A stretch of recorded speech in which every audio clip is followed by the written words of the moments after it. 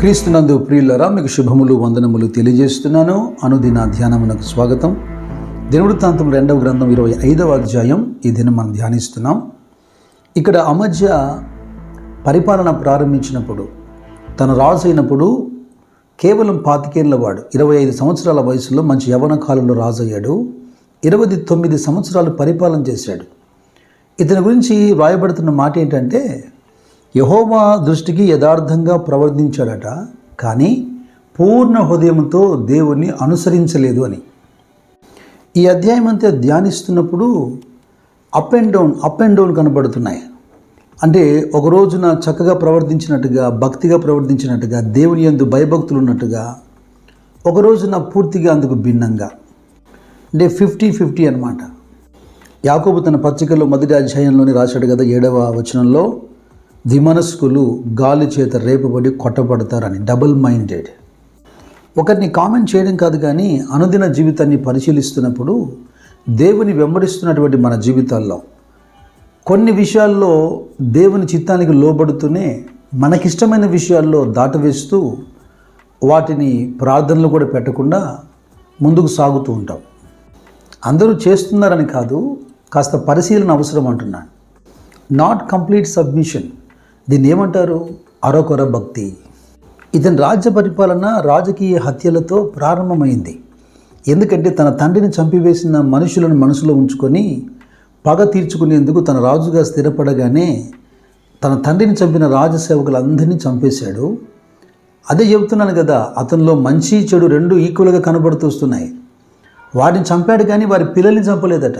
ఎందుకు చంపలేదు వారి పిల్లల్ని అంటే, తండ్రులను బట్టి పిల్లల్ని చంపకూడదని మోషే ధర్మశాస్త్రంలో చెప్పాడు కదా. అంటే ఒకవైపున వాక్యానికి లోబడుతున్నాడు, దేవునికి భయపడుతున్నాడు, అవకాశం వచ్చినప్పుడు సొంత ప్రణాళిక రచిస్తున్నాడు. ఈ అంశాలన్నీ 2వ రాజుల గ్రంథంలో 14వ అధ్యాయంలో మీకు కనబడతాయి. అయితే ఇక్కడ మరొక మంచి మాట చెప్పాలి. అమజ్యా యూదా వారందరినీ, బెన్యామీనులందరినీ, యుద్ధానికి సన్నద్ధులయ్యేటువంటి యవనస్తులను 20 సంవత్సరాలు మొదలుకొని పై వయసున్న వారందరినీ పురోగు చేస్తే దాదాపుగా 3 లక్షల మంది ఈటెను డాలను పట్టుకొని యుద్ధముకు పోదగిన వారిని పురోగు చేశాడు. అది సరిపోదని ఇజ్రాయేళ్లకు అంటే డబ్బు ఇచ్చి అద్దెకు యుద్ధం కొరకు 1,00,000 మంది యోధులను సమకూర్చాడు. ఇదంతా కూడా ఎదోమీలతో యుద్ధం చేసేందుకు. ఆ సమయంలో దైవజనుడైన ఒకడు రాజు యొద్దకు వచ్చి, ఇజ్రాయేలు సైన్యము నీతో కూడా తీసుకొని పోవద్దు, యెహోవా ఇజ్రాయేలు వారగు ఎఫ్రామీలలో ఎవరికి కూడా తోడుగా ఉండడు. ఈ దైవజనుడు ఒక మంచి మాట చెప్పాడు. నా మాట కాదని నువ్వు యుద్ధానికి వెళ్ళినా, గట్టిగా ప్రయత్నం చేసినా దేవుడు నీకు సహాయం చేయడు కనుక నువ్వు ఓడిపోతావు. ఏలయనగా నిలబెట్టుటయు పడవేటయు దేవుని వశమే కదా అన్నాడు. ఈ మాట బాగా గ్రహించాలి, మనం గుర్తించుకోవాలి. నిలబెట్టుటయు పడగొట్టుటయు దేవుని వశమే కదా. కొన్ని మాటలు అలాగా మనసులో ఉండిపోతాయి కదా. నాకు చాలా బాగా ఇష్టమైన మాట, పదే పదే ప్రజలకు నేను హెచ్చరిక చేసే మాట ఇప్పుడు కూడా జ్ఞాపకం చేస్తున్నాను. యెషయా గ్రంథంలో 31వ అధ్యాయము 2-3 వచనాలు మీరు చూడండి. అక్కడ 2 మాటలు జ్ఞాపకం చేస్తాను. కీడు చేయి వారికి తోడ్పడు వారి మీద ఆయన లేచును. అలాగే మరొక మాట ఏంటంటే, యెహోవా తన చెయ్యి చాపగా సహాయం చేయువాడు జోగును, సహాయం పొందువాడు పడును, వారిద్దరు కూడి నాశనమగుదురు. నేను దొంగతనం చేయలేదండి, వాడు దొంగతనం చేస్తుంది, నేను ఆ వీధి చివర కేవలం కాపలా ఉన్నాను అంటే నీవు కూడా దొంగవే. ఆదాము దేవునికి ఏం చెప్పబోయాడు? నేను పళ్ళు తెంచలేదు, నేను తినలేదు, నీవు నాకు ఇచ్చిన ఈ స్త్రీ తినమంటే నేను తిన్నాను. అది తప్పిదం కాదా? అది పాపం కాదా? అది పాపంగానే ఎంచబడింది. కొంతమంది స్నేహితులతో వెళ్ళి తల్లిదండ్రులతో ఇలాగ వాదిస్తుంటారు. మమ్మీ నేను వెళ్ళలేదు, నేను తినలేదు, నేను తాగలేదు, తోడుగా వెళ్ళాను అంతే. ఎలాగో తప్పు చేసే ఉద్దేశం లేనప్పుడు, పాపం చేసే ఉద్దేశం లేనప్పుడు అటు వారితో సాంగత్యం చేయకపోవడం కూడా మంచిది. ఎందుకంటే తప్పు చేయకుండా కీడు అనుభవించడం ఇంకా బాధకరమైన విషయం కదా. అందుకే కీర్తన 1వ అధ్యాయంలోనే 3 విషయాలు చెప్పేశాడు. దుష్టుల ఆలోచన, పాపుల మార్గం, అపహాసకులు కూర్చుండు చోటు నీకు వద్దని. అయితే ఈ విషయంలో దైవజనుడు చెప్పిన మాటకు రాజైన అమజ్యా లోబడ్డాడు. ప్రజలకు ఇష్టం లేకపోయినా ఇజ్రాయెల్ వారందరినీ మీరు వెళ్ళిపోమని వెనక్కి పంపించేశాడు. కేవలం తన ప్రజలతోనే యుద్ధానికి వెళ్ళి ఎదోమీయులతో యుద్ధం చేసి ఆ యుద్ధంలో విజయం పొందాడు. మరి సరిగానే ప్రవర్తిస్తున్నాడు కదా అని అనుకుంటున్నాం కదా. ఆ కింది వచనం మీరు చూడండి, 14వ వచనంలో, అమజ్యా ఎదోమీలను ఓడించి తిరిగి వచ్చిన తర్వాత అతడు శెయీరు వారి దేవతలు తీసుకుని వచ్చి తనకు దేవతలుగా నిలిపి వాటికి నమస్కరించి ధూపము వేసెను. దేవుని అనుసరించేటువంటి వారికి ఒక పునాది, ఒక ఫౌండేషన్ ఏంటి? నీ దేవుడినైన యెహోవా నేను తప్ప నీకు అసలు దేవుడే ఉండకూడదు. పైన ఆకాశంలో కానీ కింద భూమి మీద కానీ నీళ్ళలో కానీ దేని రూపమును విగ్రహమును చేయకూడదు, వాటికి సాగిలపడకూడదు, నమస్కరించకూడదు. ఇది ఎంత ఆశ్చర్యం చూడండి.